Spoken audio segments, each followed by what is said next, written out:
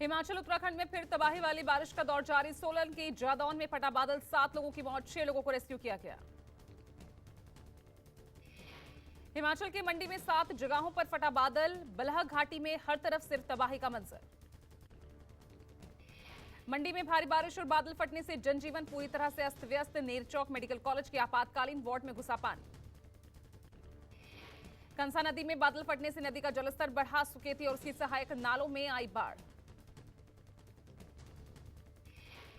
भारी बारिश से मंडी में मची भारी तबाही। ताश के पत्तों की तरह ढही 2 मंजिला इमारत, लोग हुए बेघर।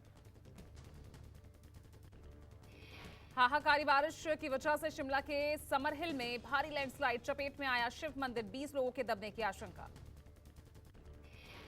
मंदिर ढहने की खबर के बाद ही राहत बचाव कार्य शुरू किया गया। बताया जा रहा है कि सुबह मंदिर में पूजा के लिए लोग पहुंचे थे और इसी दौरान मंदिर बाढ़ की चपेट में आ गया। मौके पर पुलिस और प्रशासन पहुंच गया है। कई घंटों से रेस्क्यू ऑपरेशन जारी है, लेकिन मलबा इतना ज्यादा है कि अभी तक किसी का सुराग नहीं लग पाया। शिमला में हुई तबाही का जायजा लेने पहुंचे सीएम सुखविंदर सिंह सुक्खू। समरहिल के शिव मंदिर में ग्राउंड जीरो पर पहुंचकर सीएम सुक्खू ने राहत बचाव कार्य का निरीक्षण किया। सावन के सोमवार होने की वजह से काफी तादाद में श्रद्धालु मंदिर में मत्था टेकने पहुंचे थे और पहाड़ से आए मलबे की वजह से मंदिर कुदरत के कहर का शिकार हो गया। हिमाचल में आई बारिश से नेरचौक में हजारों बीघा फसलें तबाह, धान, मक्का और सब्जी की फसलें तबाह। हिमाचल में आसमान से बरस रही आफत की बारिश, भारी बारिश के चलते स्कूल और कॉलेजेस बंद। शिमला के फागली में लैंडस्लाइड की दहशत, लैंडस्लाइड की चपेट में आए कई घर, कई लोग दबे, रेस्क्यू ऑपरेशन जारी है। मलबे में करीब 15 लोगों के दबे होने की आशंका है, साथ ही कुछ लोग लैंडस्लाइड की वजह से फंसे हुए हैं। लगातार हो रही तेज बारिश और बादल फटने का खौफ, पहाड़ों से लगातार गिर रहे पेड़, कई गांवों के रास्ते कटे, प्रशासन रास्ता बहाल करने में जुटा। हिमाचल प्रदेश के ब्यास नदी के जलस्तर में फिर इजाफा हुआ। प्राचीन पंचवक्त्र मंदिर एक बार फिर डूबा। बीती 9 और 10 जुलाई को भी मंदिर आधे से ज्यादा डूब गया था।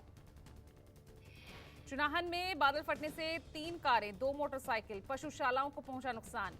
सरकार घाट में भी मकान ध्वस्त हुआ। हिमाचल के सीएम सुखविंदर सिंह सुक्खू ने सोलन में 7 लोगों की मौत पर जताया शोक, परिवारों को हर संभव सहायता देने का निर्देश दिया।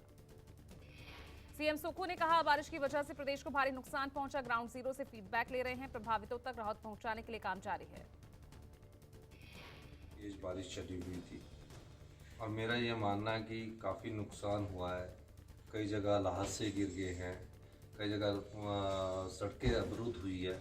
शिमला के नगर निगम के दायरे में भी काफ़ी नुकसान हुआ, काफ़ी पेड़ गिरे हैं और इस दृष्टिकोण से मैंने अभी सभी। देहरादून में कुदरत का कोहराम, बाढ़ बारिश के कहर से डिफेंस बिल्डिंग गिरी, पार्किंग में खड़ी कारें भी बही। देहरादून के मालदेवता में दून डिफेंस कॉलेज की बिल्डिंग हुई जमींदोज, कुछ ही सेकंड में धराशायी हो गई बिल्डिंग। मालदेवता क्षेत्र में चारों तरफ जनजीवन अस्त व्यस्त हुआ, घरों में घुसा मलबा, लोग घर छोड़ने पर मजबूर हुए। उत्तराखंड के चमोली में बादल फटने से तबाही, जल सैलाब में बह गई गाड़ियां, पहाड़ से आए मलबे के नीचे दब गए कई वाहन। बादल फटने से नगर पंचायत पीपल कोटी का कार्यालय पूरी तरह से मलबे के ढेर में तब्दील, सफाई कर्मियों ने किसी तरह भागकर अपनी जान बचाई। उत्तराखंड में कल रात से लगातार हो रही भारी बारिश से ऋषिकेश के आसपास के इलाकों में जलभराव, लोगों को आवाजाही में हो रही दिक्कत। उत्तराखंड के रुद्रप्रयाग में भारी बारिश के चलते केदारनाथ मार्ग पर लिंचोली में आपदा बचाव दल ने पर्यटकों और लोगों की सुरक्षा में मदद की। उत्तराखंड के मुख्यमंत्री पुष्कर सिंह धामी ने चमोली, रुद्रप्रयाग और पौड़ी गढ़वाल में बाढ़ के हालात का जायजा लिया। प्रशासन को बाढ़ग्रस्त क्षेत्र में मदद पहुंचाने के निर्देश दिए। मुरादाबाद में रामगंगा नदी में जलस्तर बढ़ने से कई इलाके जलमग्न, निचले इलाकों में रहने वाले ग्रामीणों को करना पड़ रहा परेशानियों का सामना। तमिलनाडु में भारी बारिश के चलते चेन्नई के कुछ हिस्सों में जलभराव। भारी बारिश की वजह से ऋषिकेश में जनजीवन पूरी तरह से अस्त व्यस्त, एसडीआरएफ की टीम बचाव कार्य में जुटी। ऋषिकेश में भारी बारिश से सड़कें नदियों में तब्दील, मूसलाधार बारिश से लोगों की मुश्किलें बढ़ी। उत्तराखंड के पौड़ी गढ़वाल में कल रात से हो रही मूसलाधार बारिश, लगातार हुई बारिश के चलते उफान पर अलकनंदा। हरिद्वार में लगातार हो रही मूसलाधार बारिश, गंगा खतरे के निशान से ऊपर। देहरादून, टिहरी, पौड़ी, चंपावत, नैनीताल, उधम सिंह नगर में रेड अलर्ट जारी। पहाड़ों पर हो रही बारिश की वजह से मैदानी इलाकों में मुश्किलें बढ़ी। यमुनानगर में सोन नदी में अचानक पानी बढ़ जाने से उफान में फंसे 3 बच्चे। सोन नदी के बीचों बीच फंस गए 3 बच्चे, कई घंटों तक मदद की गुहार लगाते रहे। पुलिस ने लोगों के साथ मिलकर देर रात रेस्क्यू कर तीनों को बचाया। लद्दाख में एलएसी पर तनाव कम करने की कोशिश। पूर्वी लद्दाख में आज भारत चीन के बीच कमांडर स्तर की वार्ता। भारत चीन के बीच कमांडर स्तर की ये 19वीं बातचीत है। अभी तक कोई भी बैठक और बातचीत सही नतीजे पर नहीं पहुंची। जून 2020 में गलवान घाटी में हिंसा और नवंबर 2022 में तवांग में चीनी सैनिकों से झड़प के बाद से भारत और चीन के संबंधों में तनातनी है। आज देश मना रहा है विभाजन विभीषिका स्मृति दिवस। पीएम मोदी ने ट्वीट कर कहा, आज उन्हें याद करने का दिन जिनका जीवन बंटवारे की बड़ी चढ़ गया। पीएम ने ट्वीट में लिखा, यह दिन उन लोगों के कष्ट और संघर्ष की भी याद दिलाता है जिन्हें विस्थापन का दंश झेलने को मजबूर होना पड़ा।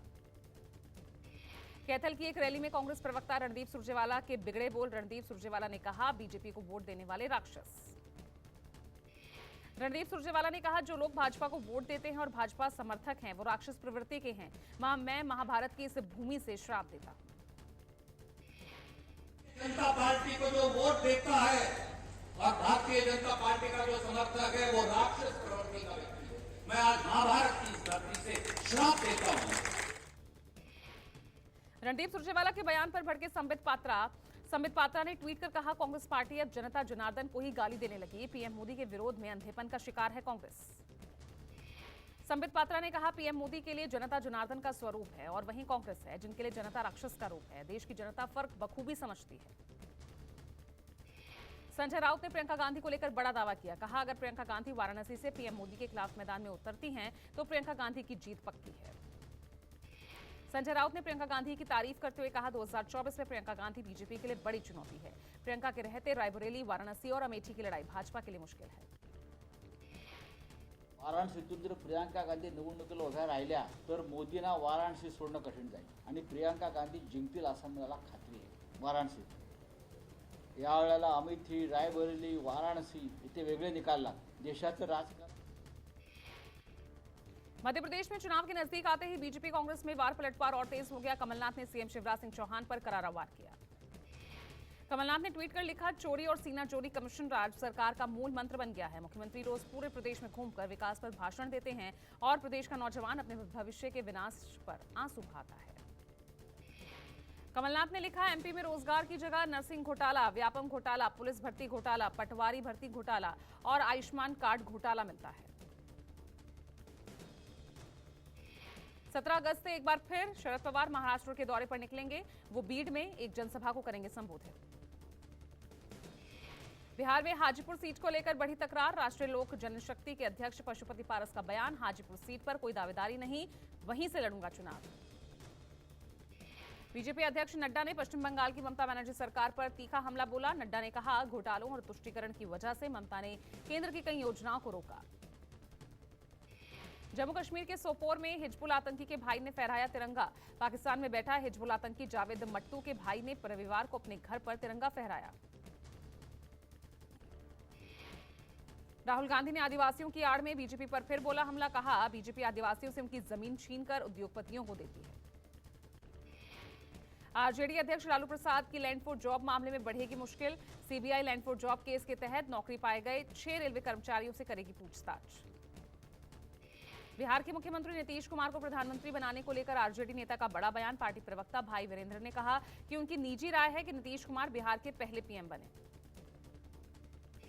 एनसीपी अध्यक्ष शरद पवार ने अजित पवार से हुई मुलाकात को लेकर दी सफाई। कहा, अजित से मेरी मुलाकात पारिवारिक, बीजेपी में जाने का सवाल ही नहीं।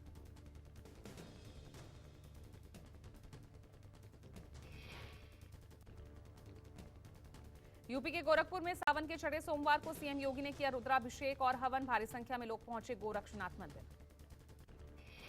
सावन महीने के छठे सोमवार के अवसर पर मेरठ के औघड़नाथ मंदिर में उमड़ी भक्तों की भीड़। भारी संख्या में भक्तों ने जलाभिषेक कर भगवान भोले का आशीर्वाद लिया।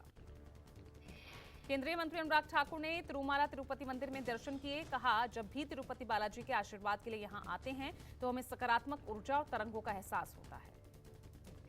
महाराष्ट्र के नासिक में सरकार की एक अच्छी पहल। रेलवे बोर्ड ने नौकरी के अवसर और राजस्व बढ़ाने के लिए पुराने ट्रेन डिब्बों को रेस्टोरेंट में बदला। अंतरिक्ष में इतिहास रचने के बेहद करीब हिंदुस्तान। आज चंद्रमा के और करीब पहुंचेगा चंद्रयान 3, इसरो ने जानकारी दी।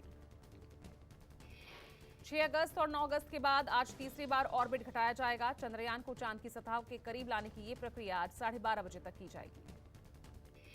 चंद्रयान 3 सफलतापूर्वक चंद्रमा के ऑर्बिट में अंडाकार चक्कर लगा रहा है और अब जल्द ही चांद की सतह पर लैंडिंग की कोशिश की जाएगी। दिल्ली में स्वतंत्रता दिवस पर हाई अलर्ट। राजधानी में श्रम शक्ति भवन के पास अज्ञात बैग मिलने से हड़कंप। बैग में इलेक्ट्रीशियन का मिला सामान, पुलिस को राहत मिली। स्वतंत्रता दिवस के मद्देनजर दिल्ली के लाल किले इलाके में भी कड़ी चौकसी बरती जा रही है। जगह जगह बैरिकेडिंग, चप्पे चप्पे पर पुलिस की तैनाती, ड्रोन, सीसीटीवी से रखी जा रही नजर। 77वें स्वतंत्रता दिवस के मौके पर पूरी राजधानी विशेष रोशनी से जगमग दिख रही है।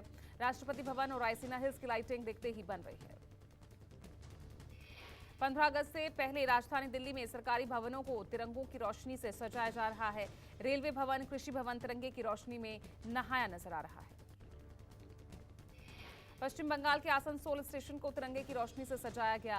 रात में तिरंगे की रोशनी से नहाए स्टेशन को देखकर आंखें थम जा रही हैं। यूपी के कन्नौज में सीओ सदर प्रियंका वाजपेयी की गाड़ी ने ई रिक्शा को टक्कर मारी। ई रिक्शा पर सवार 5 लोग घायल। जिस वक्त सीओ सदर की गाड़ी ने ई रिक्शा को टक्कर मारी, गाड़ी में सीओ सदर मौजूद नहीं थी। टक्कर मारने के बाद मौके से फरार हुआ कार चालक। गाजियाबाद में एक अजीबोगरीब मामला सामने आया। भूत प्रेत का चक्कर बताकर बहू पर डॉक्टर ससुर को प्रेम जाल में फंसाने का आरोप। पुलिस ने सास की शिकायत पर बहू समेत 6 पर एफआईआर दर्ज की। गाजियाबाद की एक बड़ी महिला डॉक्टर ने बहू और उसके परिवार वालों पर केस दर्ज कराया। पुलिस जांच में जुटी। पुलिस डॉक्टर का आरोप, ब्लैकमेल करके बहू ने ससुर से 10 करोड़ रुपए ऐंठे। महिला डॉक्टर का आरोप है कि ये बड़ा अच्छा गैंग है जो अच्छे परिवार को चुनता है, शादी करवाकर किसी न किसी बहाने से पूरा माल ऐंठ लेता है। नोएडा के सेक्टर 88 में एक निजी कंपनी में लगी भीषण आग, फायर ब्रिगेड ने आग पर पाया काबू। चेन्नई की वेलाचेरी के मुथु कृष्णन स्ट्रीट के एक अपार्टमेंट में हाहाकारी आग, दमकल की गाड़ियों ने मौके पर पहुंचकर आग पर काबू पाया। दिल्ली के अलीपुर में केमिकल गोदाम में लगी भीषण आग, केमिकल की वजह से तेजी से आग फैली। राहत, आग पर काबू पा लिया गया। सुप्रीम कोर्ट में बिहार में जाति जनगणना पर रोक लगाने संबंधी याचिका पर आज सुनवाई। जनगणना की पटना हाईकोर्ट से मिली इजाजत को एक एनजीओ ने चुनौती दी है। सुप्रीम कोर्ट में गोधरा कांड के दोषियों की जमानत याचिका पर सुनवाई। 2002 में हुए कांड के दोषी अब्दुल रहमान धतिया सहित 1 दर्जन दोषियों ने जमानत की अपील की है। Maharashtra housing and area development authority यानी महाडा आज मुंबई में 4 साल बाद घरों की लॉटरी निकालेगी। 4082 घरों के लिए 1,45,000 से ज्यादा आवेदन आए। दिल्ली यूनिवर्सिटी के प्रोफेसर केपी सिंह की अध्यक्षता में पुस्तकालय संघ ने मनाया पुस्तकालय दिवस। सैकड़ों की संख्या में पुस्तक प्रेमियों, शिक्षकों, शिक्षाविदों ने हिस्सा लिया। मौके पर पुस्तकालय के जनक पद्मश्री प्रोफेसर एसआर रंगनाथन को किया गया याद। राष्ट्रीय कवि संगम के जगदीश मित्तल कार्यक्रम के मुख्य अतिथि रहे। ब्रिटेन के रक्षा मंत्री का भगौड़े, विजय माल्या और नीरव मोदी को लेकर बड़ा बयान। कहा, हम नहीं चाहते कि ब्रिटेन ऐसी जगह बने जहां कोई कानून से बचकर छिप जाए। पाकिस्तान के निवर्तमान प्रधानमंत्री शहबाज शरीफ ने रविवार को राष्ट्र को संबोधित किया। विदाई भाषण में शहबाज ने कहा, हमारी 16 महीने पुरानी सरकार ने देश को बीच मझधार से बाहर निकाला। पाकिस्तान के बलूचिस्तान में चीनी इंजीनियर्स पर आतंकी हमला, 4 चीनी नागरिक सहित कईयों की मौत। रूस ने यूक्रेन के खेरसाओं में बरसाए बम, रूसी मिसाइल हमले में 7 लोगों की मौत, मरने वालों में 23 दिन की एक बच्ची भी शामिल। अमेरिका के कैलिफोर्निया में 30 नकाबपोश चोरों ने लग्जरी स्टोर से करोड़ों का माल उड़ाया।